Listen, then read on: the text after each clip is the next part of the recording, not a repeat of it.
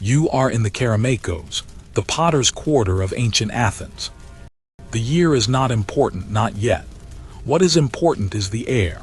It is thick, heavy with the scent of wet earth, of drying wood, and the faint, sharp tang of the kiln's last breath. You are a boy, your name is Lycomedes, and your hands, still small and clumsy, are learning a language older than words. It is the language of clay, and your mentor, an old man named Philon, is your only dictionary. His workshop is a cave of shadows and wonders, where the light from a single high window slices through the dusty air, illuminating motes of dried clay as they dance in a silent, endless ballet. The world outside, the clatter of a distant cart on the Panathenaic Way, the indistinct murmur of voices from the Agora, is muffled, a story happening to someone else. Here there is only the rhythmic slap slap slap of clay being worked, a sound like a slow, steady heartbeat. Philon does not teach with many words. His own voice is a dry rasp, like the scrape of an unglazed pot against stone. He teaches with weight, with pressure, with the subtle language of his gnarled hands guiding yours on the lump of spinning clay. The clay listens, he murmurs, his breath smelling of onions and cheap wine. It remembers everything. The stories you tell it, the fear in your hands, the steadiness of your heart. You cannot lie to the clay. And tonight, as the last of the sun's embers fade from the sky, he is telling it a story. He is telling it the story of Theseus, your city's founding hero, who sailed into the labyrinth, into the dark, beat. You listen, your own hands stilled on your work, as he speaks of the Minotaur, a creature born of divine punishment and mortal shame, a monster hidden in the darkness beneath a palace. Philon's words are simple, but as he speaks, you can almost see the flicker of a torch on damp stone walls, feel the pull of a simple thread that is the only path back to the light. You learn that the myths are not just tales for the fireside. They are the bones of your world. You learn that your city, Athens, was born from such struggles. That the great goddess Athena, who sprang fully formed and armed from the skull of Zeus himself, watches over it from her perch high on the Acropolis. From the low doorway of the workshop you can see it, a distant, impossible gleam of new Pentelic marble, whiter than bone, catching the last of the light. The Parthenon is being built. To you, it is not a building. It is a promise in stone, a testament that the gods are not distant and abstract, but here present. Their favor a tangible shield around your city. You feel it in your own bones, this quiet humming certainty of being part of something vast, something protected, something eternal. The rhythmic tap-tap-tap of the stonemason's hammers, carried on the evening breeze, is the sound of that promise being made real. Your first real task, after months of wedging clay and stacking wood, is to paint the Kylix cups, the wide, shallow vessels from which men drink their wine at symposiums. Philon shows you how. He hands you a brush made from a single animal hair, so fine it seems to disappear against the terracotta. He shows you the black slip, a mixture of fine clay and water that will turn glossy and dark in the fire. He has you practice the old stories, the foundational tales. You paint Heracles, his muscles like coiled ropes of ship's hawser, strangling the Nemean lion. You paint him again and again until you can feel the strain in your own shoulders. You paint Perseus, his face averted, his shield a mirror for the terrible beauty of Medusa, her snake hair a mesmerizing, deadly knot. The stories become a part of you, a kind of muscle memory in your fingers. The curve of a hero's back, the drape of a goddess's peplos, the snarl of a monster. You learn to speak this visual language as fluently as your own tongue. One afternoon, a man comes to the workshop. He is unlike the usual customers, the merchants and farmers. He is dressed in a chiton of fine, bleached linen, and his quiet authority makes Philon, your master, bow his head slightly lower than usual. He is an associate of Pericles himself, the first citizen of Athens, the man who is raising the Parthenon from the earth. The patron's face is unreadable as he walks through the dusty workshop, his gaze flicking over the rows of drying pottery. He does not look at the large, impressive amphory. His eyes search the smaller things. Then he stops, He picks up a kylix you painted only last week. It shows Odysseus, clever Odysseus, lashed to the mast of his ship, his body straining against the ropes as his crew, their ears plugged with beeswax, row past the island of the Sirens. The hero's face is a mask of agony and ecstasy, the only man to hear their divine song and live. This one, the patron says, his voice calm and measured. He turns the cup over in his hands, feeling its balance. It has a quietness. The hero suffers, but the sea is calm. The story is loud, but the paint. He looks at you then, a brief piercing glance that makes you feel both seen and transparent. He tells Philon, it is for a symposium to be held at Pericles' own home. A small warmth spreads through your chest, a feeling you mistake for simple pride. But it is something more profound, something that feels like a spark catching on dry tinder. It is belief. You, Lycomedes, a simple potter's boy from the dusty Kerameikos, have just sent a story of the gods into the very heart of your city's power. Your hands, you suddenly realize, your clumsy, clay-stained hands, are connected by an invisible thread, like the one Theseus carried to the gods, to the heroes, and to the men who rule in their name. And so your life begins, measured not in the passing of years marked by festivals, but in the turning of the wheel, the firing of the kiln, and the stories you paint. You believe Athens, like Heracles, is invincible, favored by the gods, a shining exception in a dark and chaotic world. You believe Athena's shield, the Aegis, is not just a story, but a tangible protection held over you all. And for a time, for many years, it seems that you are right. But a shadow is gathering on the hills beyond Attica, a shadow the color of Spartan crimson. A whisper of war, still too faint and far away to be heard over the steady, rhythmic turning of the potter's wheel. For now, there is only the cool, patient clay, and the endless stories waiting to be told. The years pass as smoothly as clay gliding through wet hands. You are no longer a boy, but a young man. Your shoulders have broadened, your hands have strengthened, and the stories you paint now have a confidence, a sureness of line that was absent before. Philon is older, slower, and he allows you to take on more of the important commissions. You are here in the city, on a day of shimmering heat and impossible noise. It is the great Panathenaea, the festival for the city's patron goddess. And for the first time, you have left the workshop to see the culmination of all that hammering and hope you have watched from a distance. You walk with the great procession making its way up to the Acropolis. And as you pass through the Propylaea, the grand gateway, the world seems before you stands the Parthenon complete. It is not the distant, pale promise from your childhood. It is an overwhelming reality. The marble is so white under the Aegean sun that it hurts your eyes. Yet it seems to hum with a kind of inner warmth. The air is thick with the smells of 1,000 sacrifices, the heavy, cloying scent of roasting meat, the sharp, clean fragrance of burning incense, the dusty smell of the enormous crowd.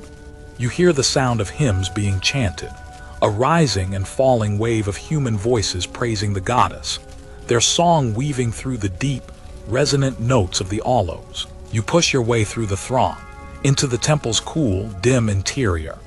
And there in the half-light you see her, the Athena Parthenos, Phidias's great statue. You had heard the stories, of course, that she was 40 feet tall, that her skin was carved from ivory, her robes and shield forged from over a ton of pure gold. But the stories did not prepare you for this.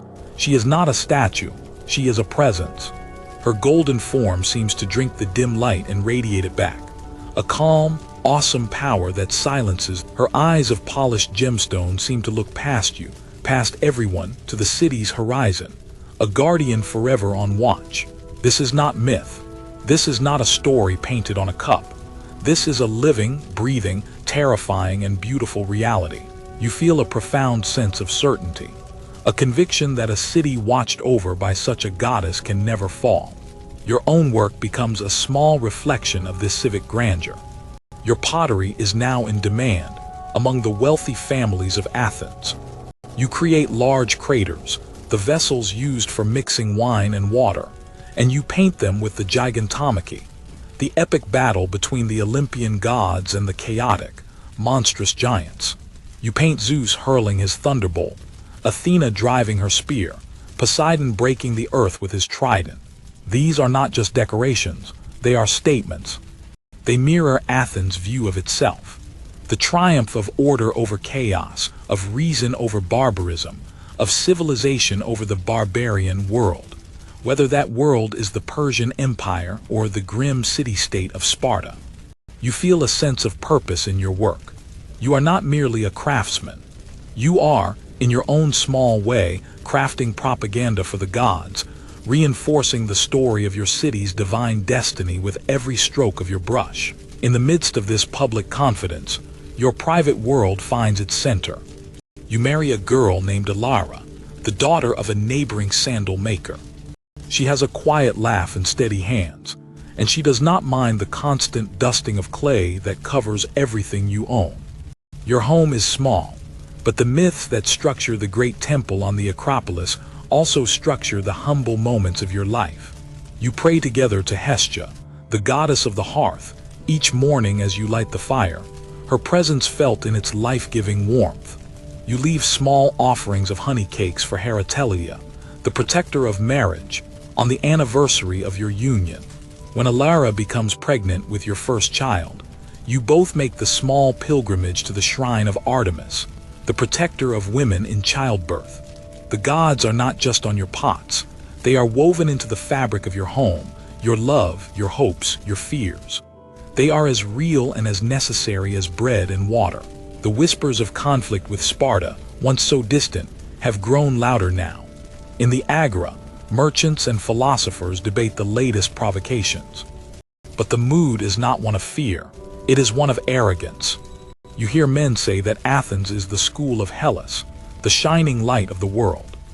Who could possibly stand against the might of her navy, the strength of her walls, the wisdom of her goddess?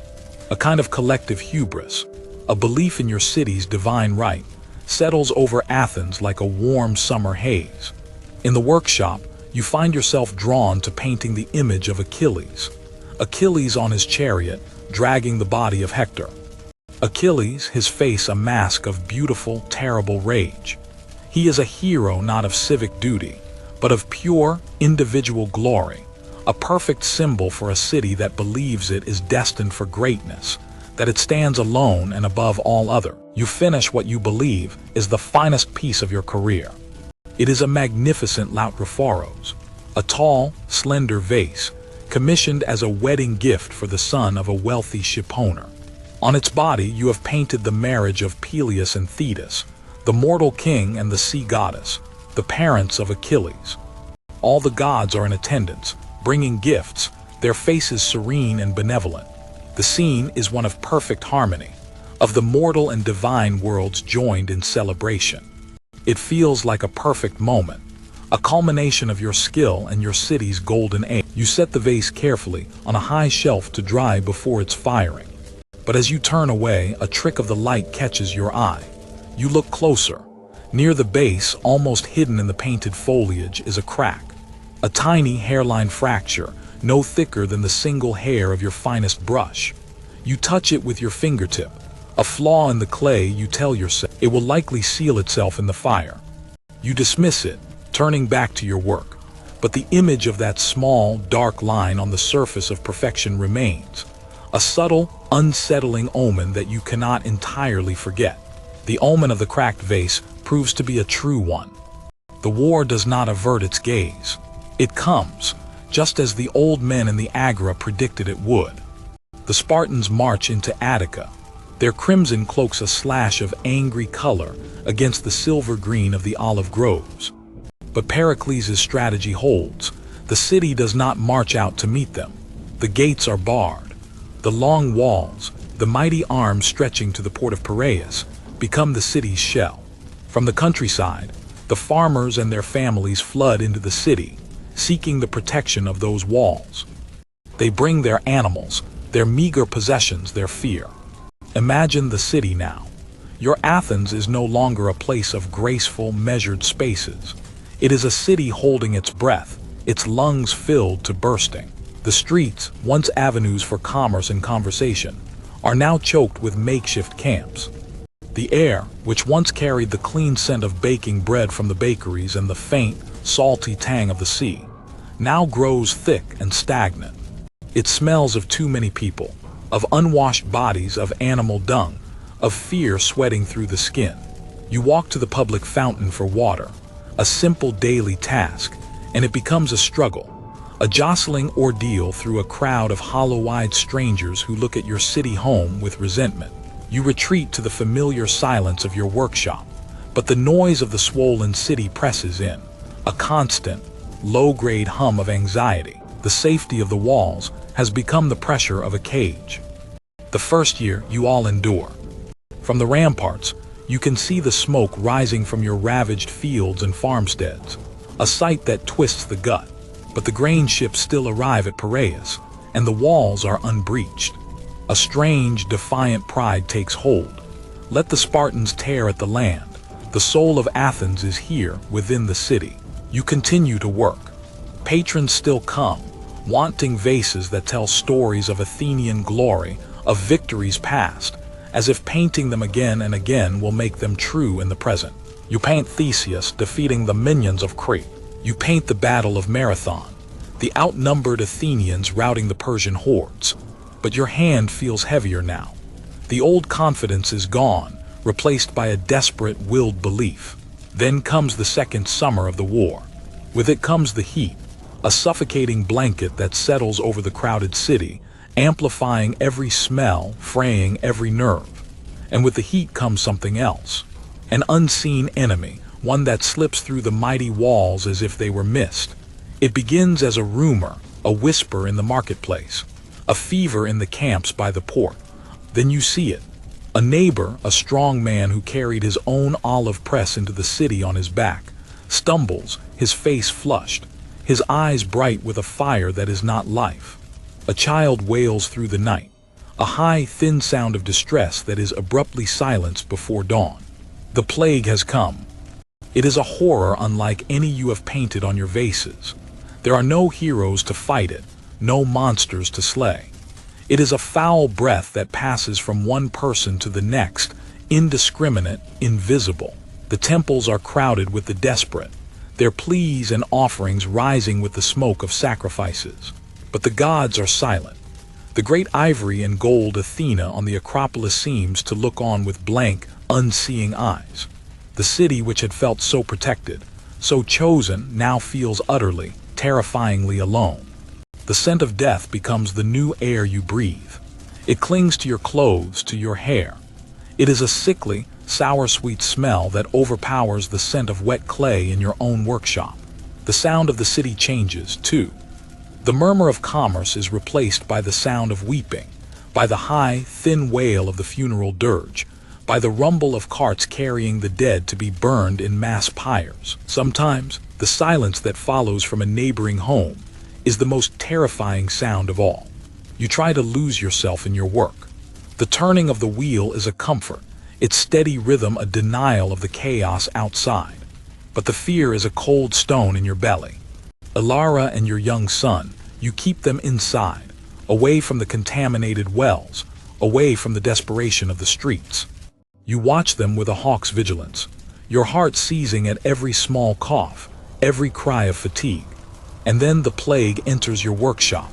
Not for you, not for your family, but for your mentor, now so old he rarely touches the clay, but whose presence has been a constant in your life since you were a boy. He collapses one morning while sweeping the dust from the floor. You carry him to his small cot at the back of the workshop. The symptoms are horribly familiar. The burning fever that makes his skin painful to touch. The terrible thirst that no amount of water can quench. The retching that brings up nothing but bile. You care for him as best you can. You spoon water between his cracked lips. You wipe his brow with a cool, damp cloth. You sit with him through the long, hot nights, listening to his ragged breathing, the only sound in a world that seems to have stopped. He drifts in and out of a fevered delirium. He speaks of his own childhood, of his first master, of a perfect vase he made once, a lifetime ago. He calls out for his wife, long dead. And sometimes his eyes clear for a moment and he looks at you, his gaze filled with a terrifying, childlike confusion. On the third night, as the first hint of a mercifully gray dawn appears in the high window, he grows calm. His breathing becomes a shallow whisper. He turns his head and looks at you, his eyes lucid, free of the fever's fire. You lean closer, thinking he wants water. But he speaks, his voice no more than a dry rustle of leaves. Lycomedes, he whispers, you can barely hear him. All these years we have honored, we have built her the greatest house in the world. His gaze seems to look through the wall, up toward the Acropolis. Did Athena turn her face away? The question hangs in the dusty air. It is not asked in anger or in defiance. It is a question of pure, unadorned, heartbreaking bewilderment. It is the question every person in the city is asking in the silent chambers of their own hearts, and you have no answer. You can only grip his hand as the last faint breath leaves his body. He is gone. Your master, your second father, the man who taught you that the clay listens, is gone. And his final words have given voice to the terrible crack that has just splintered through the foundation of your world. After Philon is gone, you become the master of the workshop. The title feels like a lead weight. The plague eventually loosens its grip on the city, burning itself out as the seasons turn. It leaves behind a hollowed-out Athens. Nearly a third of the population is gone, including Pericles himself. The confidence, the arrogance, the belief in your city's divine favor, all of it has been burned away on the funeral. The city survives, but its golden soul is tarnished, scarred. You return to your wheel, to your brushes. Your hands move with their old skill, but the stories they want to tell have changed. You receive a commission for a large amphora to commemorate a young man of a wealthy family, a cavalry officer who did not die in battle, but in his bed of the sickness. The family wants a heroic scene. They want him on his charging horse, spear raised, a monument to the man. You sit with the unfired clay, the black slip ready in its bowl. You pick up your finest brush, and you find you cannot do it. You cannot paint the glorious lie. The image of Philon's confused, dying eyes is burned into your mind. Instead, you paint the young man standing beside his horse, his head bowed, his hand resting on its neck in a gesture of quiet farewell. There is no enemy, no action, no glory. There is only a profound and terrible stillness. When the patron sees it, he is silent for a long time. He does not praise your skill. He simply looks at the vase, and you see a flicker of his own deep grief reflected in his eyes. He pays you and takes the vase without a word. From that day on, your work is different. It becomes starker, less heroic. You paint warriors, yes, but you paint them bandaging their wounds or mourning a fallen comrade. You paint women waiting, their faces etched not with noble patience, but with a deep and weary anxiety. You paint gods, but they are distant figures, small against a vast, empty sky, their faces turned away. The beautiful, confident lines of your youth are gone, replaced by something heavier, more honest, more somber. You have learned the potter's hardest lesson. The clay does not just remember the stories you tell it. It remembers the truth you live. And the truth of Athens is no longer a myth of invincibility, but a quiet, heartbreaking story of survival. The war grinds on for years, a seemingly endless cycle of summer campaigns and winter stalemates. It becomes the new reality, the background noise to your life. Your son grows from a boy into a youth, his childhood shaped by rationing and the constant presence of soldiers. The city's spirit, so terribly wounded by the plague, never fully recovers its former brilliance. There are victories, yes, moments of fierce pride, but they are followed by defeats, by losses that cut deep into the city's dwindling manpower. The treasury is strained, the old alliances begin to fray. The bright certainty of Periclean Athens has faded into a grim, Then, after more than a decade of fighting, a kind of hope, desperate and dangerous, sweeps through the city. It is a fever, but of a different kind than the plague. It is the fever of ambition, of a grand, decisive gamble that will, everyone believes, end the war and restore Athens. The target is Syracuse, a wealthy and powerful city-state in distant Sicily. The orators in the assembly speak of untold riches, of a new empire in the West. They speak of it as a divine mission, a chance to reclaim the destiny that Sparta has tried to steal. The entire city is swept up in the fervor. It is a mass hysteria of hope. The shipyards clang with hammers day and night, building the greatest fleet Athens has ever assembled. Young men from the best families volunteer for service, dreaming of glory and plunder. The mood is intoxicating, a release from the long years of grim, defensive warfare. You feel it too, a flicker of the old belief, a desire to be part of this great undertaking. You are commissioned, along with every other potter in the Kerameikos, to make small, simple votive cups, skyph, for the soldiers to carry. They are for luck, for prayers, for a small reminder of home. A young neighbor, a boy named Cleon whom you have watched grow up, comes to your workshop a few days before the fleet. He is barely a man, his first beard still a soft down on his cheeks, but he stands tall and proud in his new armor. He is a hoplite, and his eyes shine with an unshakable faith in Athens, in victory. He asks you to paint his cup. "Paint me a ship Lycomedes," he says, his voice full of excitement. "A ship with a fair wind, sailing to victory. Paint an owl, Athena's owl, on the sail for good fortune." You take the small clay cup, and you paint the scene for him. You paint a trireme, its oars poised, its sail full with a following wind. On the sail, you paint a small, sharp-eyed owl. You use your finest brush, your steadiest hand. You pour all your own desperate hope for the city, for this boy, into the simple image. When you give it to him, he thanks you, his smile wide and confident. He is like the city itself, young and beautiful and tragically unaware of what fate might hold. You watch him walk away, his bronze armor glinting in the sun, and you say a silent prayer to the Athena of your youth, the watchful guardian on the Acropolis. The fleet sails. It is a magnificent spectacle. More than 100 triremes, their painted eyes staring ahead, their sails a forest on the horizon, row out of the Piraeus harbor accompanied by the cheers of the entire city. It feels like the beginning of a new myth, a new epic. For months, the news that trickles back from Sicily is good if confusing. Sieges are laid, small battles are won. The city waits, holding its collective breath, hungry for the news of the final, decisive victory. Then one autumn afternoon, a traveler arrives. A man with haunted eyes and a story so terrible that at first, no one will believe him. He speaks of a disaster, of a final, desperate battle in the great harbor of Syracuse, of the Athenian fleet trapped and destroyed, of the army attempting to retreat overland, harried, starving, thirsty, cut down in a riverbed that ran red with their blood. Total annihilation. The fleet, the army, the hope of Athens, all of it gone. The news spreads through the city not like a fire, but like a creeping frost. Disbelief gives way to a terrible, numbing certainty.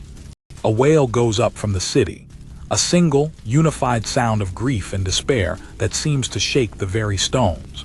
You are in your workshop when you hear it, the sound of thousands of hearts breaking at once. You are holding a small, unpainted cup, identical to the one you made for Cleon. As the herald's formal, devastating cry reaches you from the Agora, confirming the terrible news, your hand goes slack. The cup slips from your fingers. It falls to the stone floor and shatters. The sound is not loud, just a sharp, clean crack. But in the sudden, ringing silence of your workshop, it sounds like the breaking of the world. It is the sound of the ship you painted sinking beneath the waves. It is the sound of a young boy's confident smile being erased forever. It is the sound of your city's heart, its pride, its future, breaking into 1,000 irreparable pieces on a cold stone floor. You stare at the shards, the clean, sharp edges of the terracotta, and you feel nothing. The capacity for hope, for belief, for prayer, has been shattered with it. There is only a vast, cold emptiness, a silence where the gods used to be. Life after the Sicilian disaster is life in a different city. The vibrant colors of Athens seem to have faded, bleached out by a sun of grief. The war, of course, continues, but the swagger is gone, replaced by a grim, desperate scramble for survival. Alliances crumble. Subject states revolt. The Spartan fleet, once a distant threat, now controls the sea lanes. The grain ships no longer arrive with their former reliability. There is hunger in the city, a quiet, gnawing hunger that shortens tempers and hollows out cheeks. The city that once called itself the School of Hellas has become a fortress under siege, clinging to existence. The spirit of Athens is broken, but its stubbornness remains.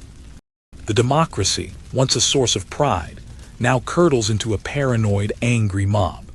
Generals are executed for failing to win impossible battles. Orators whip the assembly into fits of panicked rage. It is a city eating itself alive. You retreat further into your workshop, into the predictable, controllable world of clay and fire. Your work is almost entirely lekythoi now. The slender, white ground oil flasks for funeral rites. You paint endless scenes of farewell, of mourners at a tomb, of Charon the ferryman poling his skiff across a silent river. Your hand moves with a practiced, somber grace. You have become a specialist in the art of loss. Finally, after 27 long years, the end comes. The last Athenian fleet is destroyed at Aegospotami. The city, starved and blockaded, surrenders. The Spartans march in, not as conquerors who sack the city. They spare it that final humiliation, but as masters. The long walls are torn down, stone by stone, to the sound of flute music, a ritualized breaking of Athenian power. A new government is installed, a brutal oligarchy of 30 Athenian aristocrats, loyal to Sparta, who come to be known as This is a new kind of darkness. It is not the external threat of a foreign army, but the internal rot of betrayal. The 30 rule by fear. Citizens are executed without trial, their property confiscated. Old scores are settled in the name of order. A suffocating silence descends upon the Agora, a place once famous for its raucous, fearless debate. To speak your mind is to risk a visit from their thugs in the night. The city feels haunted, a ghost of its former self, its own citizens now its jailers. One afternoon, seeking refuge from the oppressive gloom of your home, from the fear in Alara's eyes, you find yourself wandering aimlessly through the city. The familiar streets feel alien. You end up in the Agora, which is mostly empty, the usual crowds of merchants and philosophers gone. But in one corner, under the shade of the Stoa of Zeus Eleutherios, a small group is gathered around a man. He is not a fiery orator or a wealthy aristocrat. He is an old man, stout and snub-nosed, with bulging eyes and a famously unattractive face. He wears a simple, shabby tunic. It is Socrates. You have seen him before, of course. A familiar city character, always questioning people, always surrounded by a coterie of devoted aristocrats. You have always dismissed him as another sophist, a talker. But today, you stop. You sit on a nearby stone bench, seeking only a moment's rest, and you listen. He isn't talking about the war, or the gods, or the heroes you have spent your life painting. He is talking to a young, self-important man who claims to know everything about piety. Socrates, with a feigned ignorance, is simply asking him questions. What is piety? He asks, his voice calm and persistent. Is it what the gods love? The young man agrees. But, Socrates continues, his eyes twinkling with a strange intensity, do the gods not disagree among themselves? Does Zeus not love things that Hera hates? So a thing could be both pious and impious at the same time. He continues this way, a relentless, gentle chipping away at the young man's certainty. He is not offering answers. He is only asking questions. What is justice? What is virtue? What is knowledge? He is tearing down the old, easy certainties, the stories everyone had always accepted. You don't understand all the intricate logic of his arguments, but you understand the feeling behind them. It is the feeling of a potter centering a lump of clay on the wheel, pushing and pressing and testing, until the wobbling uncertainty is gone, and you have found the truth. Socrates is trying to do that with men's souls. He is telling them that the most important truths are not written on temple walls or proclaimed by oracles. They are to be found inside, through the hard, patient work of examining your own life, your own beliefs, you feel a profound and unsettling shift inside you. For your entire life, the answers had come from above, from the Acropolis, from the myths. Socrates is saying they must come from within. You leave the Agora that day feeling strangely lighter, as if a window has been opened in a dark, stuffy room. The tyrants are eventually overthrown, and the fragile, wounded democracy is restored. But the city is still sick, still looking for someone to blame for its humiliation. And it turns its fearful gaze on the strange old man who asked too many questions. They accuse Socrates of corrupting the youth and of impiety, of not believing in the city's gods. It is a ridiculous charge. Socrates was famously devout in his own way, but the city needs a scapegoat, a sacrifice to cleanse itself of its failures. You attend the trial. You stand at the back of the massive crowd of jurors. You listen as Socrates, instead of begging for his life, calmly and rationally defends his life's work. He is not arrogant, but he will not compromise. He will not stop seeking the truth. He tells them he is a gadfly, sent by the god to sting the lazy horse of Athens into thinking. The jury, confused, angry, and afraid, condemns him to death. A few weeks later, the sentence is carried out. You are not there in the prison, but you hear the stories from those who were. That he was calm, that he spoke with his friends about the immortality of the soul, that he drank the cup of hemlock as if it were a kylix of wine at a symposium, without tremor, without fear. And you think of all the thousands of cups you have made in your life, cups for celebration, for libation, and now the wisest man you have ever known has been killed by a cup of poison, given to him by the city he loved. The gods on your vases, the heroes with their swords, none of them could save him. They couldn't even provide a clear answer to his simplest question. What is a good life? The old stories, you realize, are no longer enough.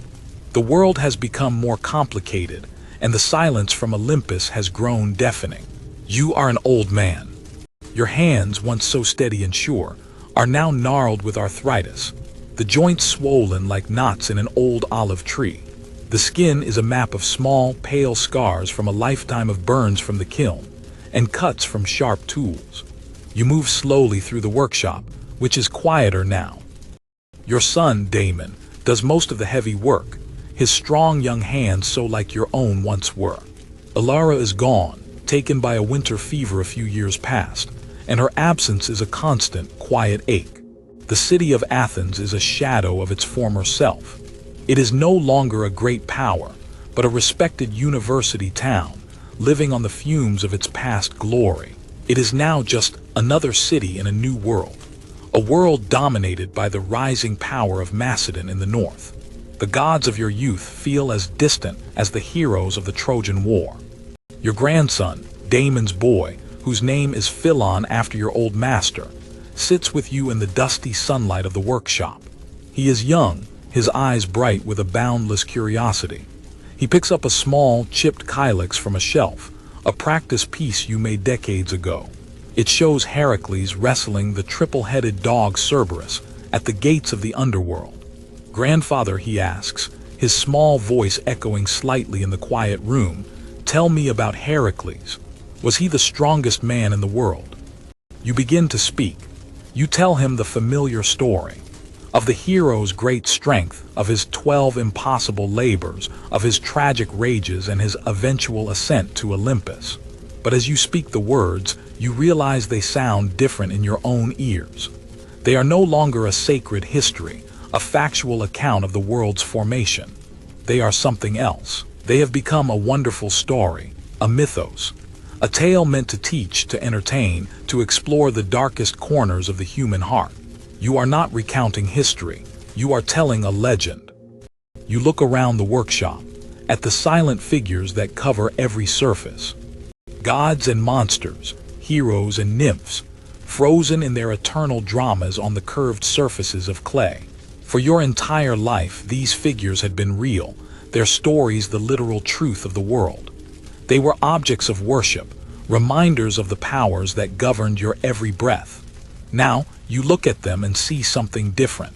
You see works of art, You see the products of your own hands and the hands of countless craftsmen before you. They are artifacts of a faith that has slowly, imperceptibly receded, like a tide going out, leaving behind these beautiful, exquisitely crafted shells on the beach. And you feel a strange sense of peace in this realization. Not betrayal, not loss, but a kind of quiet. The world has changed. The human mind has changed. The old gods, born of a time of mystery and fear, are growing silent. Perhaps Socrates was right. Perhaps the real search is not in the sky, but in the heart. Perhaps the gods are not disappearing, but are being transformed. They are migrating from the temples into the stories themselves.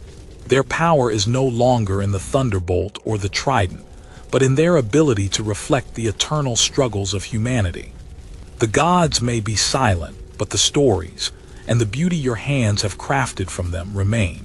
And perhaps you think, as you watch your grandson's rapt face, that is a kind of immortality too. The war is over, but peace does not feel like victory. It feels like a long, exhausted exhalation. It feels like the silence after a fever has broken. You walk through a city that has had its bones broken and reset crookedly.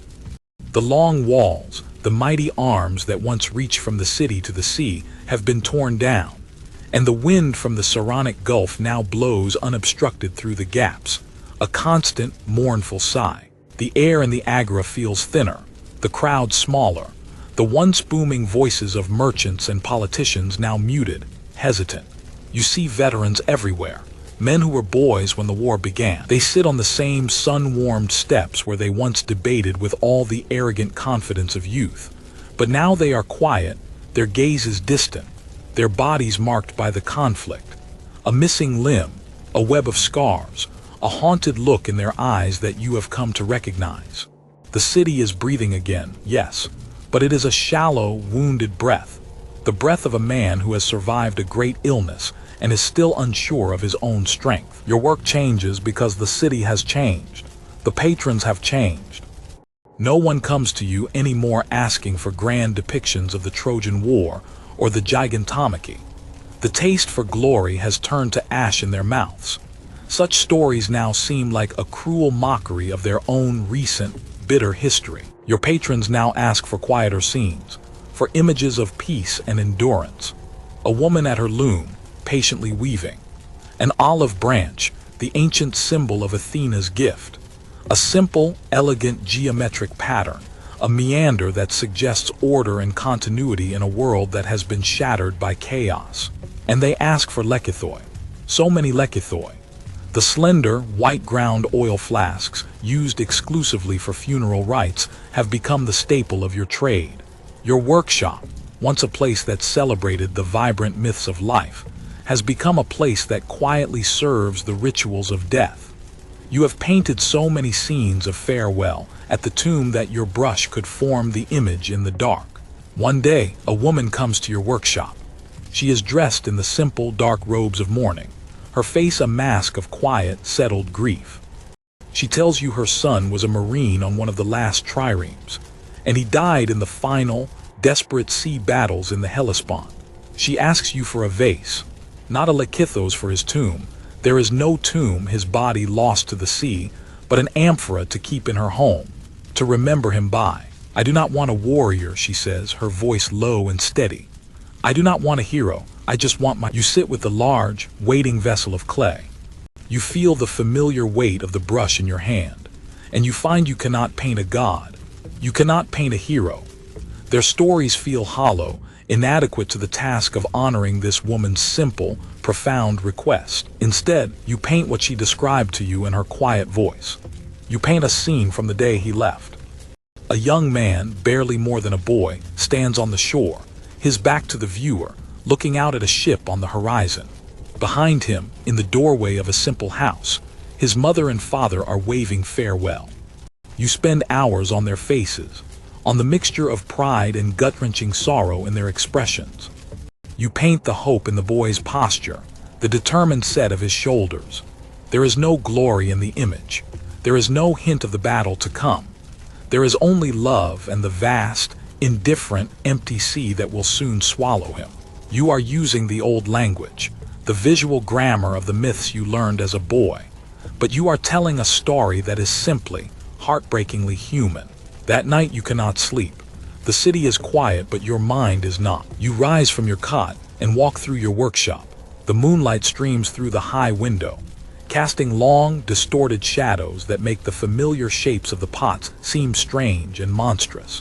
Your hand brushes against a basket of shards, the potter's graveyard of failed pieces. You reach in and your fingers close around one.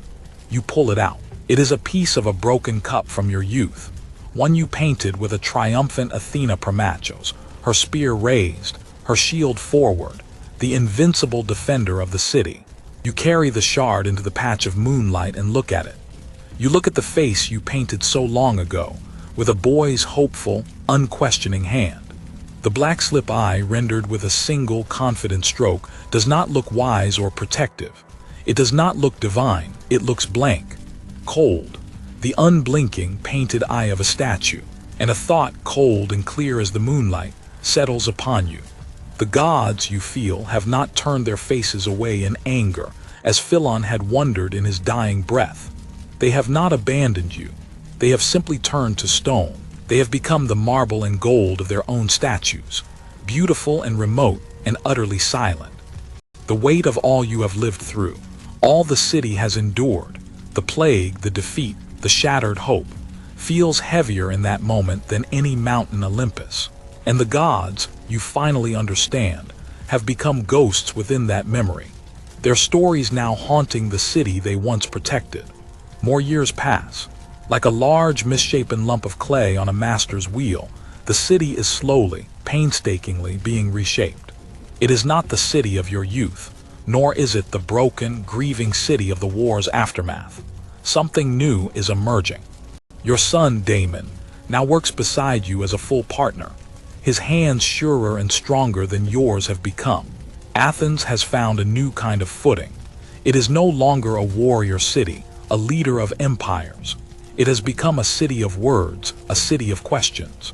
The talk in the Agora is no longer of fleets and tribute, of Spartan troop movements and allied rebellions. Now, the talk is of ideas, of the nature of the soul, the meaning of justice, the form of the ideal state. The physical city reflects this change. There are new buildings, but they are not grand new temples to the Olympians. They are schools, gymnasiums and lyceums and libraries. You see young men walking in small groups, engaged in earnest, passionate conversation, their gestures sharp and precise as they dissect an argument. The city's energy has turned inward, from conquering the world to understanding it. You hear talk of a place just outside the Dipylon Gate, a public grove of olive trees sacred to the old hero Academus. A student of Socrates, a wealthy and brilliant man named Plato, has started a school there. They call it the Academy. People speak of it with a mixture of awe and suspicion. They say Plato is trying to define everything, to find the perfect blueprint for the universe. One warm afternoon, your curiosity, a feeling you had thought long dormant, guides your old, slow feet. You walk out of the city gate, past the potter's workshops of your own neighborhood, and into the shade of the ancient olive grove. The air is immediately cooler, filled with the gentle, silvery rustle of 1,000 leaves and the soft buzzing of bees. Light filters through the canopy, dappling the ground in shifting patterns of sun and shadow. It is a place of profound peace, of quiet contemplation. You do not presume to enter the school itself. You are a craftsman, a man of the hands, not of the mind. But you stand by an old stone wall that borders the grove, and you listen. The words that drift on the warm breeze are strange, abstract, unlike anything you have ever heard. A voice, calm and melodic, Plato's voice, you assume, is speaking. He speaks of forms, of a perfect, unseen world of which our own is but a flickering, imperfect shadow. He says there is a perfect form of a bed, of a tree, of a cup, and all the beds and trees and cups we see are just flawed copies. He speaks of the good as a sun, a source of all light and truth that illuminates this world of forms, a sun that most men, living in a cave of illusion, cannot even bear to look at. You do not grasp the intricate details of the arguments. It is a language as foreign to you as Persian. But you understand the feeling. You understand the search. It reminds you of the moment you first place a new lump of clay on the center of your wheel. Before you can begin to shape it, you must find its perfect, unseen center. You must press and guide and feel your way to that still point around which everything else will harmoniously turn. Plato, you sense, is trying to do that for the entire cosmos. He is looking for the potter's still point in the turning chaos of existence. You walk back to your workshop, the philosopher's strange words echoing in your mind, and you find that your work begins to change again, perhaps for the last time. You find yourself less and less interested in the stories you paint on the surface of your pots. The dramas of gods and heroes seem loud, distracting. Instead, you become obsessed with the form of the pot itself, the perfect, swelling curve of a hydria's belly, the elegant, soaring sweep of a kylix's handle, the crisp, sharp line of an amphora's lip. You are seeking a new kind of divinity, not in the images of the gods, but in the abstract principles they once represented. In harmony, in balance, in proportion, in the pure, silent beauty of the form itself. You are searching for Plato's forms in your own medium, the humble clay. You create a set of kylix cups that are, to your son Damon, a complete puzzle. You do not paint a single figure on them. There are no myths, no patterns, no decorations at all. You have simply covered them in the finest, glossiest black slip, a finish as deep and reflective as a pool of still water at midnight. Their beauty is only in their perfect, gleaming shape, in the way they feel in the hand, in the perfect balance between the bowl, the stem, and the foot. Damon holds one up to the light of the workshop, turning it over and over. "Father," he asks, his brow furrowed in genuine confusion, "where are the stories? Where are the gods?" You take the cup from him. You feel its cool, smooth surface, its satisfying, perfect weight. You run your thumb over its silent, unbroken curve. You think of Socrates' questions, of Plato's unseen world, of the blank eye on the shard of the Athena cup. A new kind of understanding settles peacefully within you. Perhaps, you say, and your own voice is a quiet discovery, they are not in the pictures anymore. Perhaps they are in the silence. You are a grandfather now. Your world, which once seemed to be the very center of the universe, has grown smaller, while the world outside has grown vast and loud. From the north, a storm has come and swept away the old order. First, it was Philip of Macedon, a shrewd and relentless king who unified the brawling tribes of the north and turned them into an unstoppable army. And now it is his son Alexander, a young man, barely out of his teens, who burns with a fire that seems both divine. They say he is a student of Aristotle, Plato's greatest pupil, but his ambition is not for the quiet contemplation of forms. He wants to possess the whole world. Your city, Athens, once the leader of a great empire, is now a respected relic, a university town in a vast new empire forged by Macedonian spears. You are no longer a citizen of a fiercely independent polis, but a subject. Macedonian soldiers walk the streets of your city. They are a common sight now. They speak Greek, of course, but their accents are thick and rough, their laughter louder, their manners coarser than the Athenians you are used to. They are broad-shouldered, hard-drinking men, full of a swaggering confidence that reminds you, uneasily, of how your own people must have looked to others during the height of the empire. They worship Zeus and Heracles, but they do it with a kind of boastful, personal fervor that feels alien. Their gods are not the guardians of a city, but the patrons of individual ambition. Their gods are gods of conquest, of personal glory, of becoming a legend. Your Athena, the goddess of wisdom, of craft, of the reasoned order of the city, seems to have no place in their loud and violent world. Your pottery, the style you have perfected over a lifetime, is now called old-fashioned. Tastes have changed, dictated by the new wealth flooding in from Alexander's conquests in the east. The new patrons, Macedonian officers and the Athenian merchants who have grown rich supplying them, want something different. They want ornate designs, Gilded details, dramatic, theatrical scenes from the new king's life. They want novelty, your simple, balanced forms, the quiet harmony you have worked so hard to achieve, now seem quaint, a whisper from a forgotten age. You do not change your style, you are too old. Your hands are set in their ways. They remember a different Athens, a different idea of beauty. Damon tries to adapt, adding more elaborate patterns to his own work, and you do not discourage him. A man must make a living. But your own wheel continues to turn out the same quiet, undecorated black forms, the same somber white ground lekythoi. One afternoon, a Macedonian captain, a man of high rank, his face flushed with wine and arrogance, ducks his tall frame through the low doorway of your workshop. He clanks on the stone floor, his ornate bronze cuirass gleaming in the dusty light. He wants to commission a great crater, a vessel for mixing wine at his boisterous feasts. He wants it to show Alexander wrestling a lion, just like Heracles, he booms, his voice filling the small space. He wants Alexander's muscles to bulge, the lion's claws to drip with blood. It is to be a monument to his king, his hero, his new god.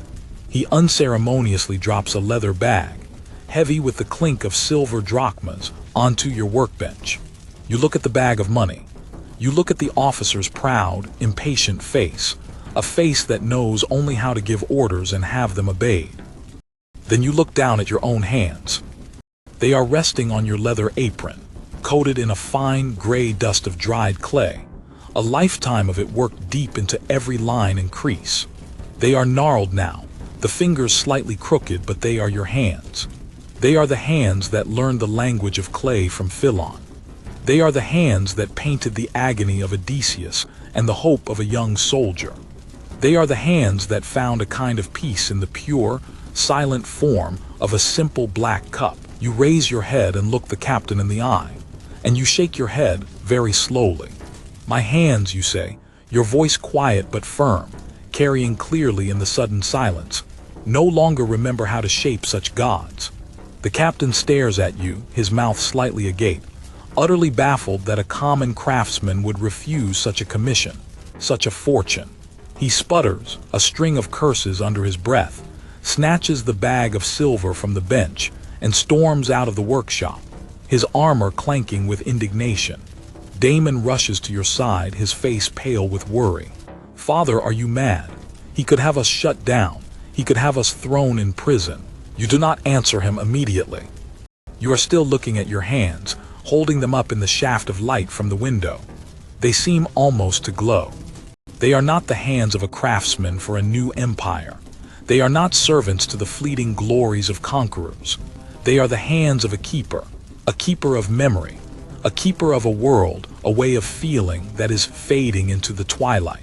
And in that moment of quiet refusal, you feel a sense of integrity, a wholeness that is worth more than all the silver in Alexander. You are very old now. The kind of old where the world seems to be moving both too fast and too slow at the same time. The ache in your bones is a constant companion, a memory of 1,000 cold mornings huddled by the kiln. Your hands, the potter's hands that have been your life, are twisted like the roots of an ancient olive tree, the knuckles swollen, the fingers permanently curved as if holding an invisible cup. You know with the quiet, unarguable certainty of age that you do not have many firings left in you. You decide there will be one more, one last kiln, not for a patron, not for the city, not for profit. This one will be for your family, for the memory itself. You move with a deliberate, painful slowness. With Damon's help, you select the clay, a fine, rich deposit you have been saving for years. You feel its cool, damp life in your hands, the same feeling you had as a boy under Philon's gaze. This final act will be a large amphora, the classic two-handled vessel for storing wine, a shape as old as your people's story. But what story will it tell? Your mind, a gallery of 1,000 painted myths, searches for the right one. Not a battle, not a king, not a trickster god, not a hero wrapped in glory. You choose the quietest, most patient of all the myths. You choose the story of Demeter, the grain goddess, the grieving mother, wandering the barren earth in search of her lost daughter Persephone, who has been dragged down into the underworld. It is a story not of power, but of love that is stronger than death. It is a story of loss, of the winter of the heart, and of the unshakable promise of spring's return. It is the most human story you know. Working the clay on the wheel is a struggle. Your old strength is gone.